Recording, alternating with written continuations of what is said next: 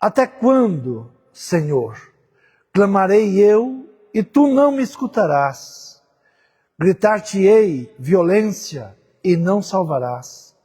Por que razão me mostras a iniquidade e me fazes ver a opressão? Pois que a destruição e a violência estão diante de mim, havendo também que suscite a contenda e o litígio. Por essa causa a lei se afrouxa e o juízo nunca se manifesta. Porque o ímpio cerca o justo e o juízo se manifesta torcido. Vede entre os gentios e olhai, e maravilhai-vos e admirai-vos, porque realizarei em vossos dias uma obra que vós não crereis quando for contada. Porque eis que suscita os caldeus, nação amarga, impetuosa, que marcha sobre a largura da terra, para apoderar-se das moradas que não são suas. Horrível e terrível é. Dela mesmo sairá o seu juízo e a sua dignidade. Amém? Podeis tomar assento. Quando abrimos a nossa Bíblia, sempre que vamos estudar, nós podemos pensar que os profetas sempre ouviam regularmente Deus falar, ou que Deus sempre estava falando com os profetas.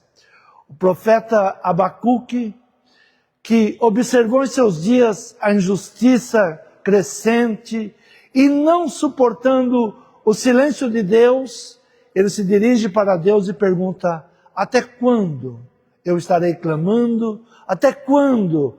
E o Senhor não se manifestará, o Senhor não me responderá. Sempre houve períodos que Deus fez silêncio. Sempre houve períodos que Deus ficou muito tempo sem falar com os profetas. Entre José e Moisés foram 400 anos. De Malaquias a Jesus, 400 anos. Devemos entender que nossa vida tem períodos de silêncio. E você precisa ter ouvido de fé para ouvir a voz de Deus quando Deus não está falando. Quando Deus parece-nos que Ele está em silêncio e Ele não se manifesta. Há momentos que precisamos esperar. Mesmo em tempos de silêncio, Deus está escrevendo a história.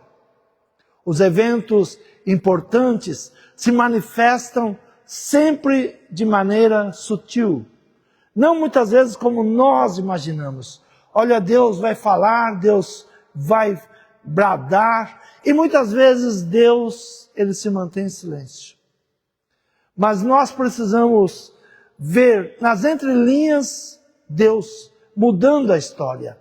É necessário um coração sensível para detectar as mudanças que Deus está fazendo, que Deus vai realizando, mesmo quando nós não estamos ouvindo Deus falar como nós pensamos que Deus fala.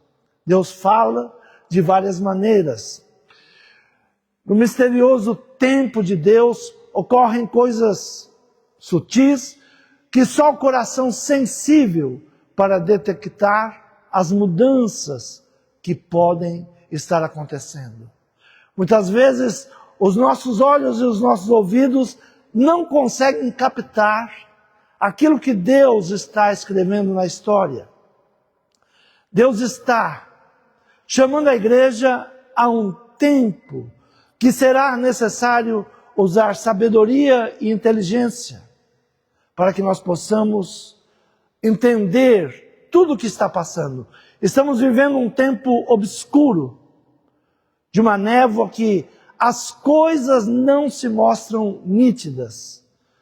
É necessário pedir a Deus sabedoria, inteligência, para que nós possamos ver aquilo que a história ela está escrevendo e ela está desenrolando, mesmo que nós podemos dizer, Deus não está falando, porque onde está Deus?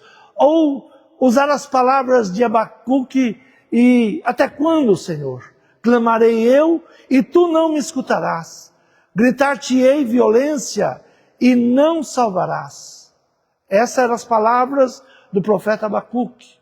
Ele se sentia indignado com tudo que estava acontecendo, ele via a violência crescendo em seus dias, e ele não sabia como agir.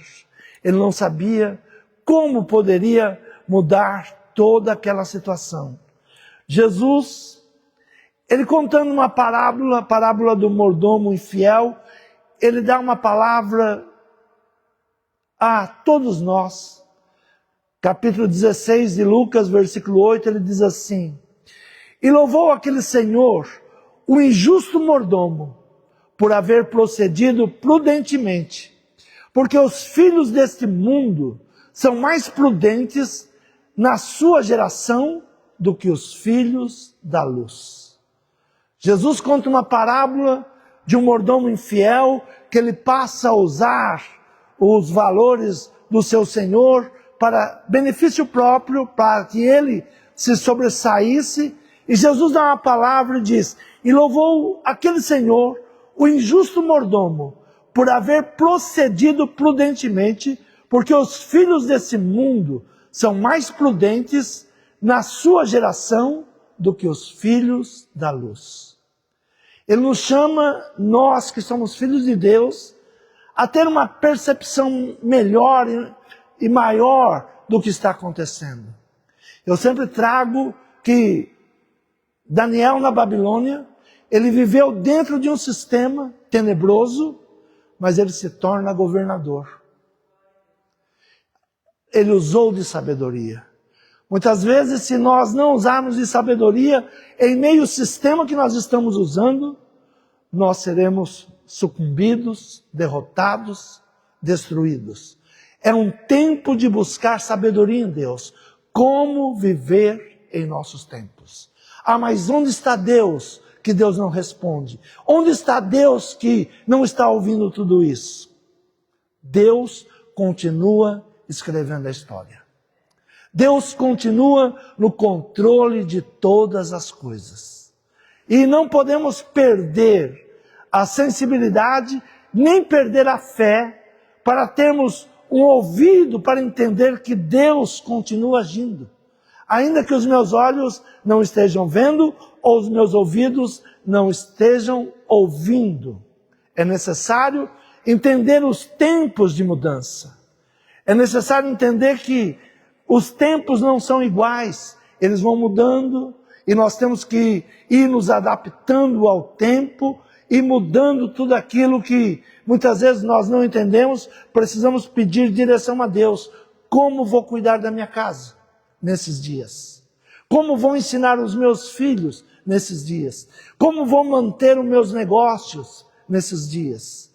É preciso buscar sabedoria em Deus. Abra a tua Bíblia em Êxodo, capítulo 1, no versículo 8, diz assim. O título diz: O rei que não conheceu José. Nós, quando lemos Gênesis, nós vamos ler sobre a vida de José, que ele vai para o Egito e ele muda a história do Egito. Ele traz uma bênção muito grande sobre o Egito. Ele ensina como armazenar, como vencer em tempos de fome. Foi José que foi usado. Mas a palavra agora em Êxodo diz assim: o rei que não conheceu José. Chega no Egito um novo rei, uma nova dinastia, que não conhece, não reconhece José, nem os seus descendentes. E diz: E levantou-se um novo rei sobre o Egito, que não conhecera José, o qual disse ao seu povo: Eis que o povo dos filhos de Israel é muito, e mais poderoso do que nós. Eia, usemos de sabedoria para com eles, para que não se multipliquem, e aconteça que, vindo guerra, eles também se ajuntem com os nossos inimigos, e pelejam contra nós, e subam da terra. E puseram sobre eles maiorais de tributos, para os afligirem com as suas cargas.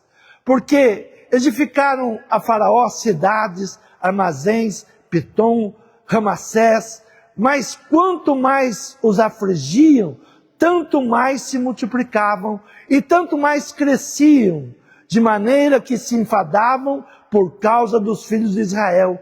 E os egípcios faziam servir os filhos de Israel com dureza. Assim que lhe fizeram amargar a vida com dura servidão, em barro e tijolos, e com todo o trabalho no campo, e com todo o seu serviço, em que os obrigavam com dureza. Houve um novo rei sobre o Egito, que não reconhecia mais a família de José, e nem os benefícios que José tinha trazido para o Egito. E agora eles olham o povo se multiplicando, eles dizem, eles serão maiores do que nós. E nós teremos que pôr trabalho sobre eles, nós teremos que multiplicar sobre eles tributos, para que eles não tenham folgas, para que tudo que chegue às mãos deles, ao invés deles prosperarem, eles comecem a ter necessidade. E ele dá uma ordem, versículo 15, e o rei do Egito falou às parteiras das hebreias, das quais o nome era Cifra e da outra Puá, e disse, quando ajudardes a dar à luz as hebreias, e as virdes sobre os assentos, se for filho, matai-o, mas se for filha, então viva. As parteiras, porém, temeram a Deus, e não fizeram como o rei do Egito lhe disseram, antes conservavam os meninos com vida. Então o rei do Egito chamou as parteiras e disse-lhes, por que fizeste isso, deixando os meninos com vida? E as parteiras disseram a Faraó, é que as mulheres hebreias não são como as egípcias, porque são vivas e já têm dado à luz antes que a parteira venha a elas. Portanto, Deus fez bem as parteiras e o povo aumentou e se fortaleceu muito. O povo aumentou e se fortaleceu muito. Podemos olhar para essa situação e falar, mas Deus não estava vendo isso? Deus não estava agindo? Tudo está no controle de Deus. Deus está cuidando de todas as coisas. No capítulo 2 diz assim, e foi um homem da casa de Levi, e casou com uma filha de Levi, e a mulher concebeu e deu à luz um filho, e vendo que ele era formoso, escondeu-o 3 meses. Não podendo, porém, mais escondê-lo, tomou uma arca de juncos, e o revestiu com barro e betume, e pondo nele o menino, pôs-no junto às margens do rio, e sua mãe postou-se de longe para saber o que lhe ia acontecer. E a filha de Faraó desceu a lavar-se no rio, e as suas donzelas passeavam pela margem do rio, e ela viu a arca no meio dos juncos, enviou a sua criada que a tomou, e abrindo-a viu o menino, e eis que o menino chorava, e moveu-se de compaixão dele, e disse, dos meninos dos hebreus é este. Então disse sua irmã, a filha de Faraó, irei chamar uma ama das hebreias, que crie este menino para ti. A Bíblia tem pequenos detalhes que fizeram mudar a história. Deus sempre está agindo a favor do seu povo. Ainda que pareça que era uma opressão que não teria saída, mas Deus trabalha quando você pensa que Ele não está trabalhando. E Jesus disse, o meu Pai trabalha e eu trabalho também. E nunca se viu um Deus como o nosso que trabalhe tanto. Deus está agindo. Ainda que você pense que Deus não está ouvindo a sua oração, ainda que você pense que Deus não está usando seus profetas, mas Deus está agindo sutilmente nos detalhes. Não se preocupe. Precisa de sensibilidade para ver Deus mudar a história no meio do silêncio e no meio da injustiça. Deus, Ele sempre age. E perceber Deus agindo no pequeno detalhe. Faraó, ele teve sonhos nos dias de José. Parecia que José estava abandonado. Gênesis capítulo 41, versículo 1 diz assim: E aconteceu que ao fim de 2 anos inteiros, Faraó sonhou, e eis que estava em pé junto ao rio. E eis que subiam do rio 7 vacas formosas, avistas e gordas, de carne, e pastavam no prado. Eis que subiam do rio após elas outros 7 vacas feias à vistas, magras de carne, e paravam junto às outras vacas na praia do rio. Faraó sonhou. E onde estava José, que tanto ouviu, ou que tanto sonhou? Estava numa cadeia, estava num calabouço. E Deus, Ele começa a trabalhar na sutileza. O Faraó teve um sonho, e ele diz: quem vai interpretar esse sonho? E alguém se lembrou de José, e manda chamar José. E quando José foi chamado para interpretar o sonho, se José, ele tivesse entrado em um estado depressivo, de tristeza, de angústia, como muitas vezes, por qualquer motivo, nós nos entristecemos. Às vezes, qualquer motivo, nós nos abatemos. O que vai ter? Hoje teve problema. Que problema grande. Nós temos tantas bênçãos, tanto a agradecer a Deus. Por que nos abater com pequenas coisas?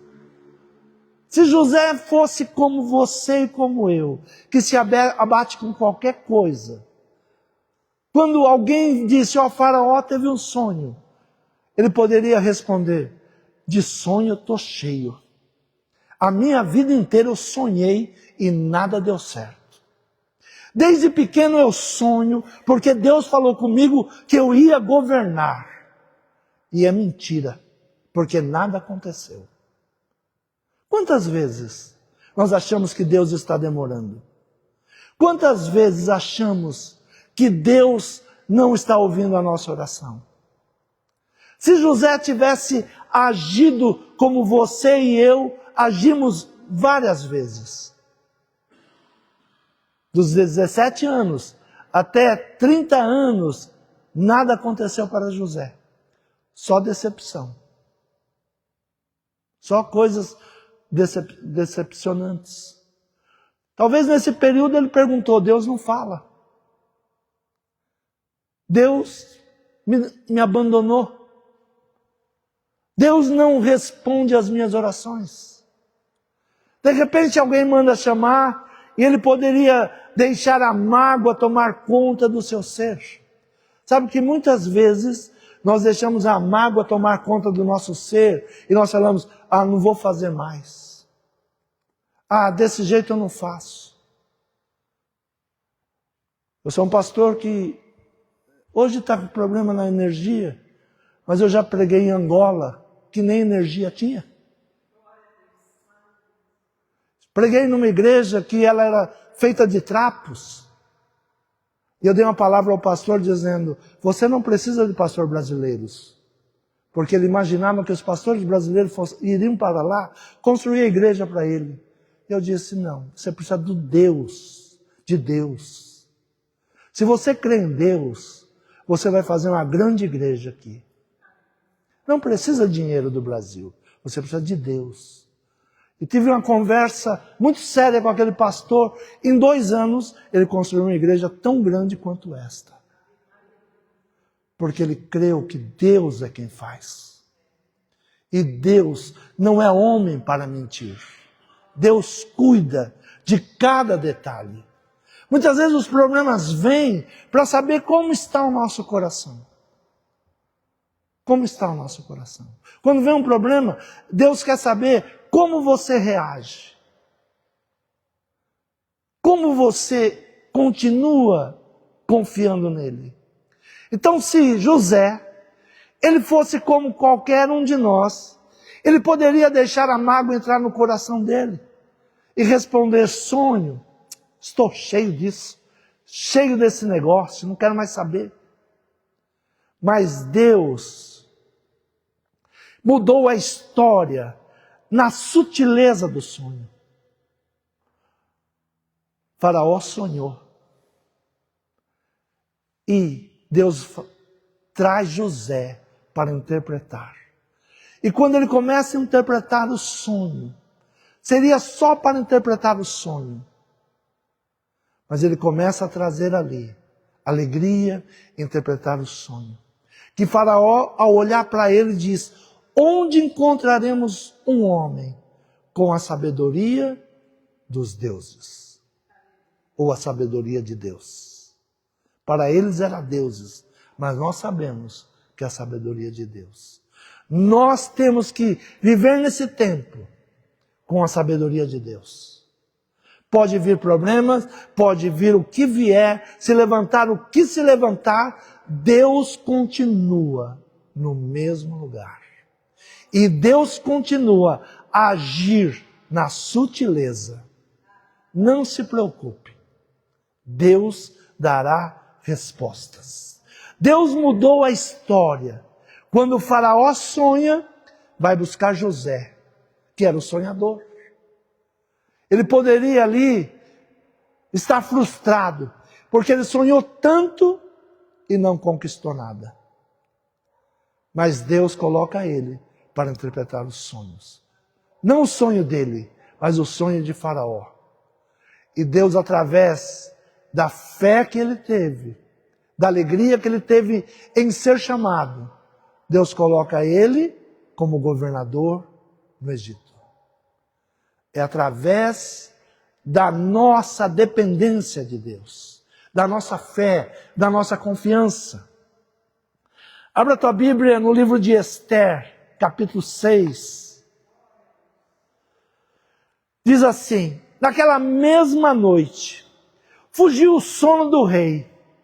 Então mandou trazer o livro de registro das crônicas, as quais se leram diante do rei. E achou-se escrito que Mardoqueu tinha denunciado a Bigatã e Teres, dois dos camareiros do rei, da guarda da porta, que tinha procurado lançar mão do rei Assuero. Então disse o rei: que honra e distinção se deu por isso a Mardoqueu. E os servos do rei que ministravam junto a ele disseram: coisa nenhuma se fez. Quantos anos passaram? Mardoqueu agora estava prestes a ser enforcado na praça. Mardoqueu, Esther poderiam dizer: o nosso povo vai perecer. Não tem saída para nós. Mas Deus continua escrevendo a história. Tirou o sono do rei. E ele então não tinha o que fazer à noite. E vai ler as crônicas, o livro de crônicas. Tudo o que havia acontecido no reino dele, antes dele. E ele começa a ler, e ali ele se depara com uma situação que aconteceu. Alguém livrou ele da morte. Estava escrito ali. 2 traidores queriam tirar a vida do rei. E um homem denunciou os traidores. E ele viu que era Mardoqueu. E ele chama os seus auxiliares e pergunta: o que foi feito? Que honra foi feita para ele? Nenhuma honra. E naquele momento, estava sendo preparado a forca para ele. Quando o inimigo está preparando a sua derrota, Deus está preparando a sua vitória. Confie em Deus. Não se deixe abater por nada. Não se deixe levar por nada. Deus continua escrevendo a sua história. Ainda que você não entenda, mas Deus continua escrevendo a sua história. A sua história não terminou. Você crê nessa palavra? Abra sua Bíblia ainda em Mardoqueu, em Abacuque. Mardoqueu não.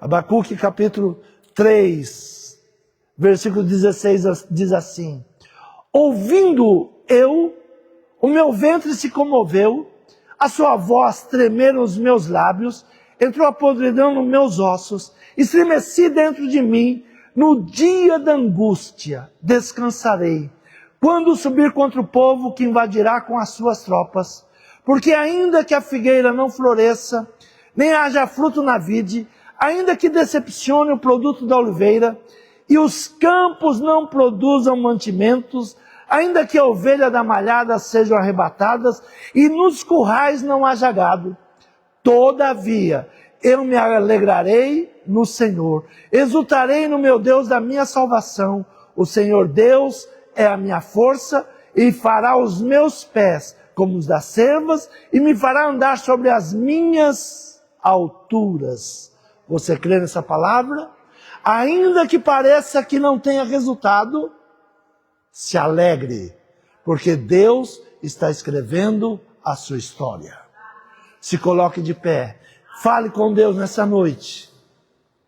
Creia, ainda que Deus responde no meio dos temporais. Deus fala, Deus não se esqueceu de você. Deus continua escrevendo a tua história. Deus ainda está escrevendo. Parece que Deus não ouve ou parece que Deus não fala. Mas no silêncio Ele está trabalhando. E é preciso ter sensibilidade que Deus cuida de nós a cada momento. Senhor meu Pai, nós cremos, Senhor, na Tua palavra. Tua palavra diz que o Senhor estaria conosco todos os dias, até a consumação dos séculos. Se nós passássemos pelas águas, Tu estarias conosco. Se passássemos pelo fogo, ali o Senhor estaria também.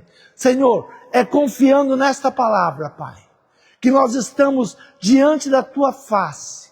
Senhor, crendo que o Senhor está agindo e que tudo aquilo que tem se levantado contra a vida dos Teus filhos, Senhor, cairá por terra. O Senhor dará a cada um a vitória. O Senhor dará bênção sobre bênção. O Senhor trará alegria ao coração e todos voltarão com seus resultados, dando glórias a Deus. O Senhor está escrevendo a sua história. Você crê? Amém. Aplauda o Senhor.